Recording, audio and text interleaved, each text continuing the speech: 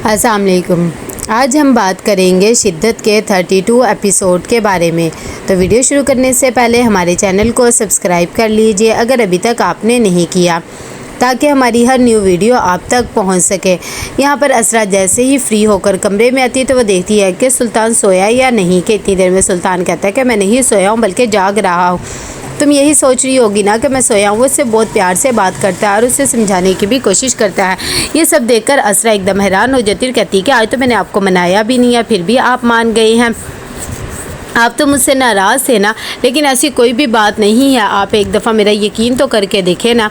ये बात सुनकर वो कहता है कि नहीं मैं कब कह रहा हूँ कि तुम गलत हो, बस शायद मेरा ही नज़रिया गलत था। लेकिन अच्छी बात है, चलो तुम बिल्कुल ठीक कह रही हो। सुबह होती है तो सुल्तान फिर से अपनी वाहवाही करने के लिए असरा और अपनी माँ को बताता है कि कल ऑफिस में मेरा बॉस आया था मुझे मुबारकबाद देने के लिए। हमारा जो ऑफिस का एक प्रोजेक्ट था उसका टेंडर हमें ही मिला है।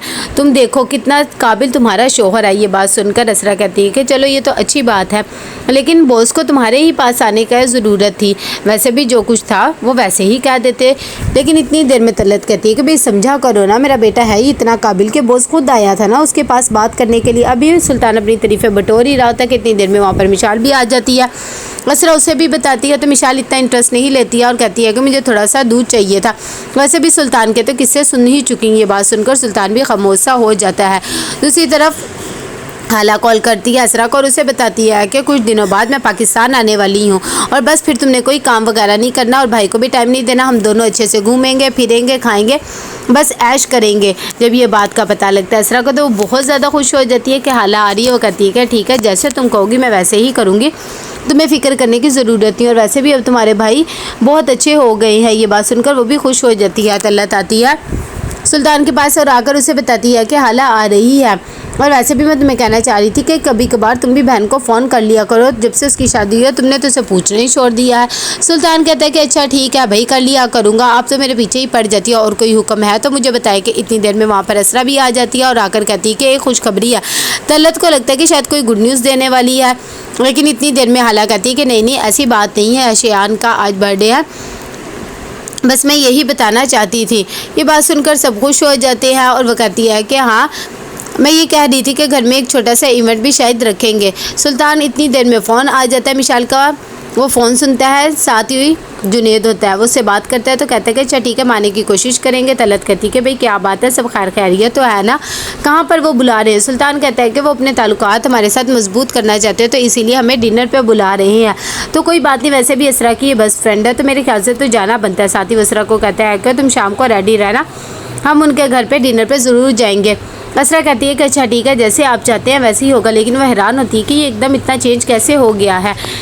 जैसे ही शाम को वो उनके घर डिनर पे जाते हैं तो असरा जुनेद को कहती है कि आपको भी शतरंज का शौक़ है, मुझे भी बहुत ज़्यादा शौक़ है, मैं अपने भाई और शेयान के साथ खेलती होती थी। जब ये बात जुनेद को पता लगती है तो उसे भी बहुत अच्छा लगता है और कहता है कि अच्छा ये तो बहुत ही अच्छी बात है। लेकिन सुल्तान वहाँ पर भी असरा की इंसल्ट करने की कोशिश करता है। कहता है इसके पास दिमाग ही क्या होता होगा जो खेलती होगी, हमेशा हारती ही होगी। लेकिन मिशाल आती है और आकर फिर से उसका साथ देती है और कहती है कि ऐसी भी बात नहीं है, ये बहुत ज़्यादा खूबसूरत है और बहुत ज़हीन भी है, लेकिन अब इसका हाल क्या होके रह गया है।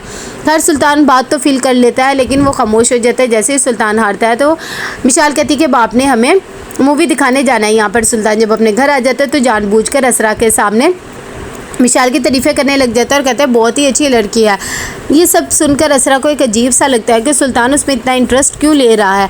खैर वो कहती है कि अच्छा ठीक है, आपको उसके बारे में इतने सोचने की ज़रूरत नहीं है। यहाँ पर असरा को वही बातें याद आ रही होती है कि उसकी भाभी ने उसे समझाया था तो तुम किसी को भी मौका ना दो। उसे सारी रात नींद नहीं आती है। वो सोच सोच के ये होता है कि सुल्तान क्या कह रहा है। पहले भी वो लाइबा के पीछे पड़ा हुआ था और अब इसके पीछे पड़ गया है।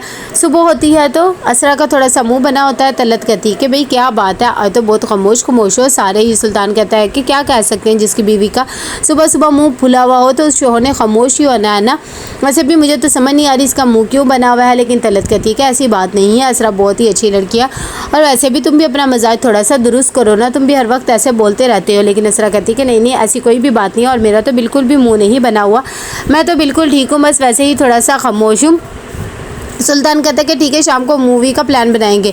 यहाँ पर जब मूवी देखकर वो घर वापस आ जाते हैं तो सुल्तान कहता है कि भाई बहुत ही अच्छी मूवी और मिशाल तुम्हारी तो चॉइस बहुत ही अच्छी है। कि इतनी देर में जुनेद कहता है कि हाँ भाई ठीक है बहुत मज़ा है, लेकिन नेक्स्ट टाइम जब हम प्लान बनाएंगे तो वो मूवी हमारी तरफ से होगी।